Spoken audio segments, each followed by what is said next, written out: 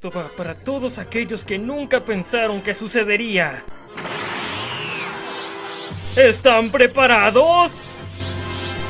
De acuerdo, querida comunidad, de mi parte me despido.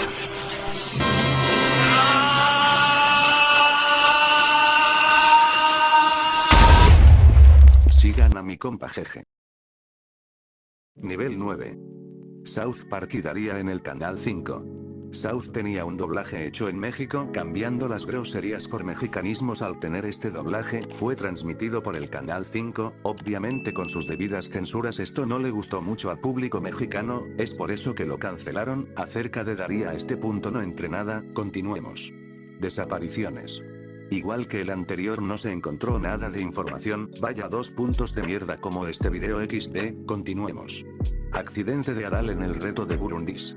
Durante una emisión de Otro Rollo en el año 2002, donde estuvo como invitado Enrique Iglesias, Adal destinó una sección para promocionar el reto Burundis, programa de concursos de destreza física para niños y adolescentes. Para sorpresa de todos, el cantante realizó la dinámica de forma eficiente, pero los conductores de El reto Burundis decidieron no exentar a Adal del castigo. La apertura de un bote suspendido por encima de su cabeza, pero cuando el bote se abrió, el clama se apoderó de todos los presentes, pues Ramones se vio envuelto en fuego.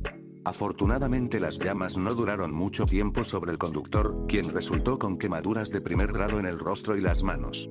La Oreja 2008.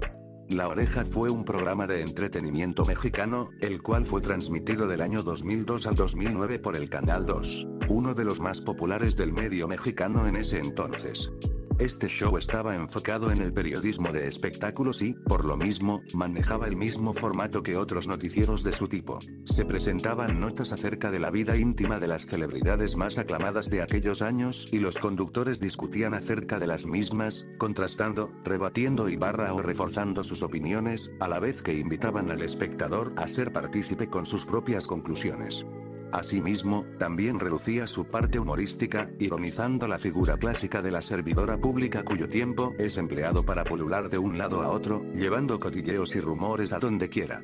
Pareciera que no tiene nada de peculiar o interesante que puede describirse como el típico programa de farándula mexicana, y podría haber sido el caso, de no haber sucedido un fenómeno que tuvo relación con las transmisiones de este. En el año 2004, cuando el programa se encontraba en su máximo esplendor, los productores buscaron hacer más partícipe al espectador mediante una interacción en tiempo real. La idea consistía en que enviaran desde sus teléfonos celulares, por aquel entonces muy básicos, mensajes de texto que automáticamente aparecían en la parte inferior de la pantalla y duraban apenas lo exacto para leerlos. De esta manera, lo que se intentaba era lograr una retroalimentación entre el público y los presentadores, con el fin de mantener el interés en las notas y atraer a más gente. No obstante, aunque existía un filtro para groserías o amenazas, muchos mencionaban situaciones sin relación con la noticia e inclusive, habían mensajes de mofa o absurdos. Aunque esta modificación no cumplió con lo proyectado, al menos logró su objetivo inicial y los números de rating se incrementaron de manera exponencial en apenas algunos meses. Sin embargo, a mediados de año, algunas versiones apuntan que entre los meses de julio y septiembre, se presentaron una serie de quejas por parte de algunos televidentes con respecto a ciertos mensajes que les provocaban incomodidad o ansiedad. Lo curioso es que no eran ofensas ni alusiones a algo en específico, sino una serie de palabras aleatorias, en apariencia, que duraban menos de lo común y se repetían en diferente orden cada cierto tiempo. Algunos cuentan que apenas se alcanzaban a mirarlas de reojo debido a la rapidez con la que aparecían, pero de manera extraña, era como si se quedaran impregnadas en su mente. Las versiones varían entre qué alcanzaban a ver. Unos decían que eran palabras comunes en español, tales como rojo, perro, oro, otros creen haber visto algunas en otro idioma, entre ellos algunas en lo que parece haber sido latín. El asunto se vuelve aún más interesante cuando estas mismas personas no solo mencionaban haber atestiguado las extrañas frases, sino que, después de haber visto cierta cantidad de ellas, aseguraban haber tenido períodos de amnesia cortos, en los cuales parecían haber caminado de un lugar a otro, sin que recordaran esta actividad. Otros exageraban diciendo que, repentinamente, se encontraban fuera de su casa e incluso en otra calle, como si de sonambulismo se tratase. Consecuente a estos rumores locales, aumentó la de por sí alta popularidad del programa, sumándose entre su público a aquellos aficionados a los temas paranormales, que buscaban cazar alguna de las supuestas frases arcanas. No obstante, y aunque parecía que todo era parte de una bien aplicada estrategia de publicidad, un último acontecimiento desencadenó el escándalo que originaría la casi cancelación del show. Se decía que un joven del área central del país quería demandar a Televisa debido a las graves secuelas psicológicas que le había dejado a su madre uno de los programas de la televisora. Según la historia, la señora veía el programa La Oreja, que era transmitido en horario estelar, cuando de manera repentina exclamó un grito de horror. Su hijo, que se encontraba en ese momento en otra habitación, acudió al auxilio de su madre al escuchar tal alarido y la encontró en el piso, arrastrándose y rasgándose la piel de la cara con sus uñas, a la vez que exclamaba frases como "quiere que vaya, no dejes que me agarre", intercaladas con gritos de ayuda. Cuando el joven preguntó a qué se refería de esa manera desesperada, la señora solo alcanzó a dirigir su mirada al televisor, el cual proyectaba en ese momento la imagen congelada de la cara de Juan José Origel con un mensaje de texto ininteligible al inferior de la pantalla. A pesar de que esto se calificó como oportunismo, acarreó una ola de testimonios que referían haber visto ese día aquella imagen mencionada, e incluso había quienes aseguraban que sus familiares habían desaparecido en aquella ocasión, sin indicio de a dónde habían ido. Muchos de ellos, se dice, no volvieron. A pesar de que nunca se comprobó ninguna de estas versiones ni hubo demandas formales en contra de la empresa, el escándalo escalonó al grado que los directivos se vieron en la necesidad de reformular el programa, quitando la barra de mensaje con el argumento del uso de Internet, para no incrementar el impacto mediático que hubiese supuesto haberlo hecho de manera abrupta. Nunca se supo si hubo víctimas reales o si solo fue publicidad negativa auspiciada por la competencia, aunque hay quienes juran que algunos mensajes eran cuando menos misteriosos y que la falla en una de las transmisiones, sí sucedió. Supuesta controversia por emitir el Spring Break en toma libre. Era el año 2004 cuando Facundo se infiltró en las habitaciones de los Spring Breakers en Acapulco para ver qué había en sus cuartos y mostrarlo ante la cámara. Y lo que halló fueron hombres y mujeres dormidos muy tomados o compartiendo cama, y algunas jóvenes que sin temor mostraron al conductor las prendas íntimas que iban a usar durante las noches de fiesta. El conductor aprovechaba las visitas para bromear con los extranjeros y para hacerles algunas preguntas incómodas que llamaran la atención de los televidentes. Y es que los chicos y chicas que vienen a México para divertirse durante la temporada de Spring Break llegan a las playas mexicanas con un solo propósito: asistir a las fiestas, beber y olvidarse de las reglas. En esos años era imperdonable mostrar esas situaciones, debido a que era un contenido poco respetuoso y provocador para el público adulto. Nivel 10. Abusos infantiles por actores. Varios actores, productores y otras figuras relacionadas con Televisa han sido acusados de abuso infantil, maltrato y otros delitos sexuales a lo largo de los años. Estos son algunos de los casos más conocidos. Héctor Parra. El actor mexicano ha enfrentado un juicio por acusaciones de abuso sexual y corrupción de menores contra su hija Alexa. Aunque inicialmente fue absuelto de abuso sexual en 2023, en 2024 se ratificó su condena de 10 años y 6 meses de prisión por corrupción de menores. Ricardo Crespo. Este actor fue sentenciado a 19 años de prisión en 2022 por el abuso sexual de su propia hija, Valentina. La joven denunció el abuso que sufrió de los 5 a los 14 años. Luis de Llano. El famoso productor de Televisa fue denunciado públicamente por la cantante Sasha Sokol por haber abusado de ella cuando era menor de edad. Además, en 2025, la hermana de Luis de Llano denunció que él también la abusó cuando ella tenía 11 años. Alison Locks. La exactriz infantil denunció en 2024 el maltrato laboral que sufrió durante su tiempo en Televisa, relatando que le gritaban y la trataban mal si se sentía enferma. Yuri Breña. En 2022, 2 mujeres, tía y sobrina, acusaron a este exproductor de Televisa de abuso sexual, corrupción de menores y por infantil. Ellas llamaron a otras posibles víctimas a denunciar. Prostitución. A lo largo del tiempo, Televisa ha negado rotundamente las acusaciones de prostitución y explotación sexual de sus actrices. La empresa ha tomado medidas legales en contra de quienes han difundido estas afirmaciones, calificándolas de falsedades. La polémica ha llevado a un debate sobre el trato que reciben las mujeres en la industria del entretenimiento en México, así como el abuso de poder y la explotación en el medio artístico. XH Derbez cortina de humo de asesinatos. Se dice que Derbez, cuando estaba en su punto más alto de popularidad, lo usaban como una especie de cortina para tapar las noticias que sucedían en el país. El corsario La Rosa de Guadalupe. Luego de haber conseguido fama internacional por medio de las redes sociales y perder la vida en un atentado en Guadalajara, Juan Luis Lagunas Rosales, mejor conocido como el Pirata de Culiacán, fue ejemplo para llevar su vida a la televisión. Y es que el programa La Rosa de Guadalupe realizó su historia con el título El Corsario, donde narra la vida de un joven que alcanza popularidad por medio de YouTube, donde comparte vídeos al estilo del desaparecido influencer. Las reacciones en Twitter no se hicieron esperar y arremetieron contra el programa producido por Televisa. Algunos se pronunciaban diciendo que se estaban lucrando con un hecho impactante sucedido en México. Los vídeos del Canal 5. Este punto ya se vio en uno de los primeros niveles, continuemos. Nivel 11. Terremoto de México, Televisa 1985.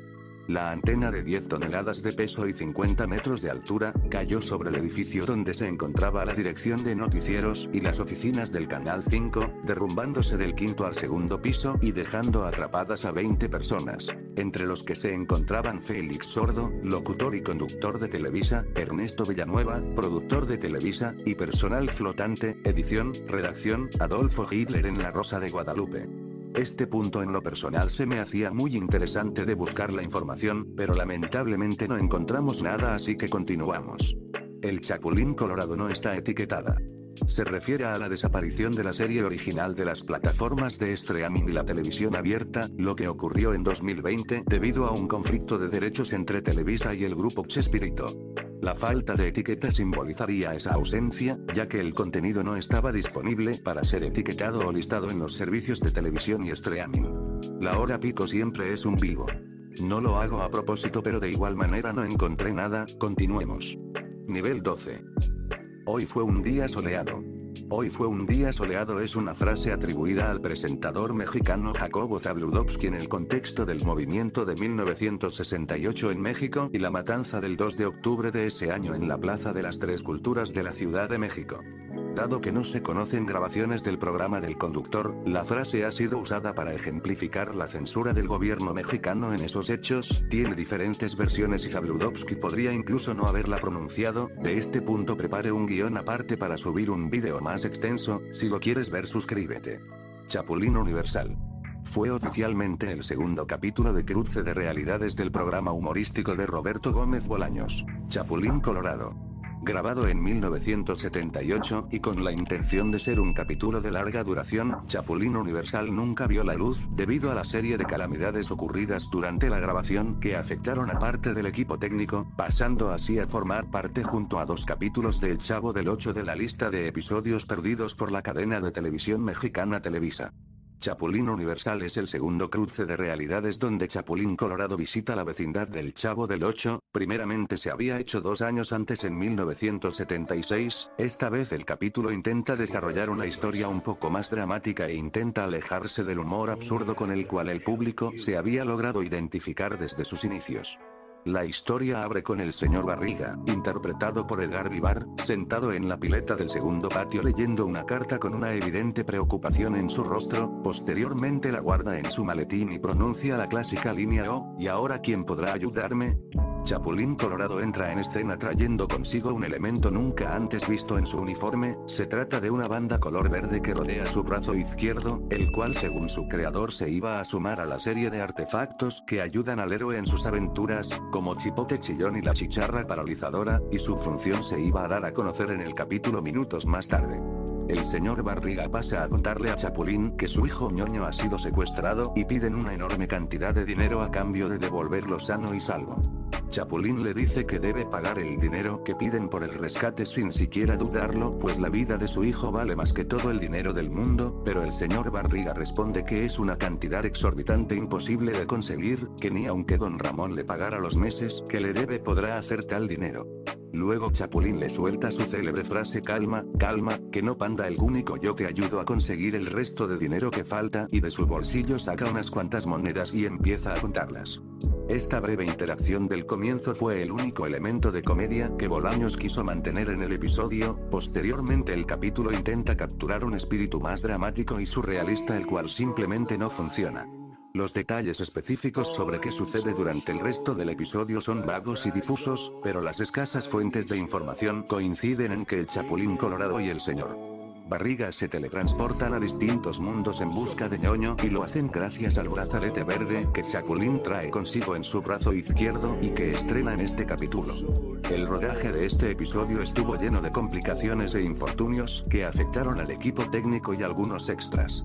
Un electricista resultó con graves quemaduras en el rostro al encender un llamativo juego de iluminación que iba a ser parte del decorado de un planeta. Un asistente de tramoya perdió una mano al manipular de mala forma una sierra eléctrica, y uno de los camarógrafos entró en crisis nerviosa durante plena grabación, alegando que en el monitor de su cámara había visto una horrible aparición espectral, la cual dicen quedó grabada por breves segundos. En este punto el equipo de filmación intentaba persuadir a Roberto Gómez Bolaños que desistiera de la idea de llevar este capítulo de larga duración a niveles tan surrealistas. Incluso el propio actor Edgar Vivar le confió a su amigo que durante varias noches sufría una oscura pesadilla donde seres del más allá intentaban venir a buscarlo. Posteriormente, 2 actrices fallecieron días después de haber terminado la grabación a causa de un envenenamiento por el maquillaje que se les fue aplicado en su cuerpo para interpretar a unas habitantes de una dimensión desconocida que el Chapulín y el Sr. Barriga visitaban de acuerdo a la trama.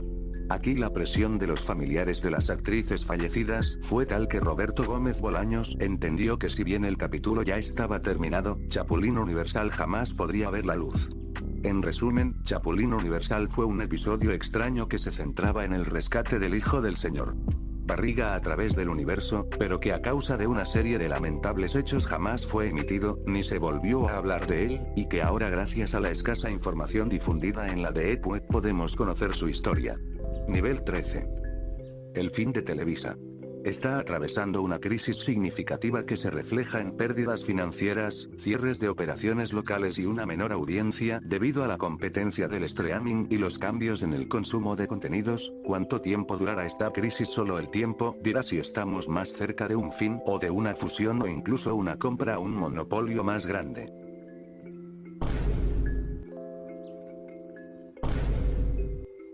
Es un caso reciente de filtración de documentos que, según reportes, expuso la operación de una supuesta red de vigilancia y desinformación al servicio del gobierno federal mexicano dentro de Grupo Televisa. Fecha de la filtración. La información sobre Televisa Leaks comenzó a circular a mediados del presente año 2025. Contenido de los documentos. Los metadatos de los documentos filtrados supuestamente revelaron detalles de la operación de un área interna de la empresa, conocida como el Palomar. Alegaciones. Se acusa a esta red de realizar diversas operaciones de inteligencia, manipulación de información y desinformación en redes sociales para influir en la opinión pública. Objetivo de las acciones. Se sugiere que estas acciones estaban diseñadas para atacar a críticos del gobierno y favorecer ciertos intereses políticos. Hasta acá concluye este video, espero te haya gustado. Te pido disculpas por terminar después de un año de no subir vídeos. Reflexionando acerca del contenido de este canal, terminaré de hacer los vídeos que tengo pensados y empezaré a subir contenido que a mí me gusta. Yo me despido, bonito día.